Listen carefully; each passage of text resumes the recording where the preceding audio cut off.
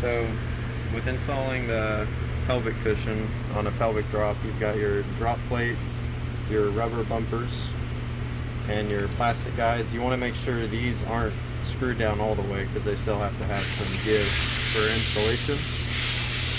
So you're going to take the pelvic cushion over to your table. Make sure that your pelvic drop is pushed upwards, otherwise the drop plate won't be able to fit inside. Start on the drop side.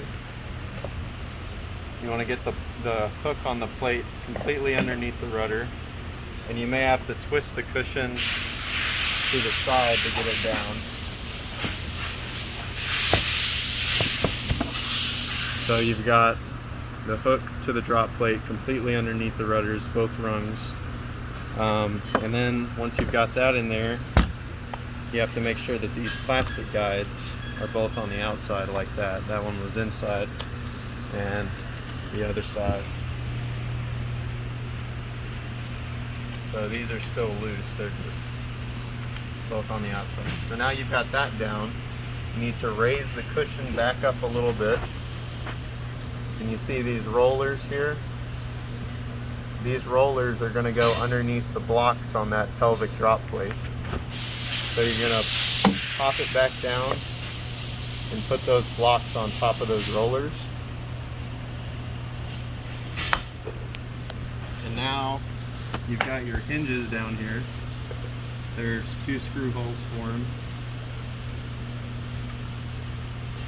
Attach them there. Of course, leave these loose until you got the other side on.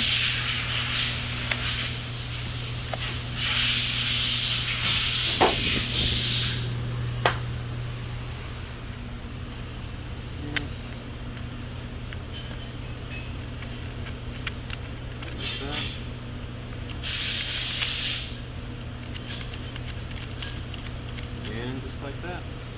And then just button it up. Make sure these guides are flush with the frame when you tighten them.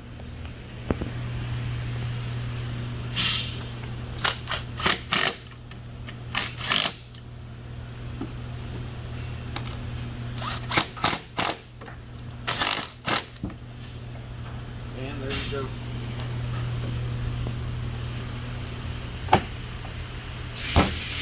So really what you're looking for with this drop plate is that it can come up and touch the rudder, but it can't keep the rudder from performing its full action. So you can tell it's performed its full action when it's gotten to the end of the blocks, or there's a pin on the inside of this rudder right here on the plate where the tension knob goes in. You might not be able to see it, but you can feel it on the other side here. As long as that pin has reached the end of its action, that means the rudder's done its full path of travel. And that's really the only thing you have to look for, is to make sure that that pelvic drop plate isn't keeping the rudder from performing the full drop action, because then you may not get the solid chunk from the drop coming back in.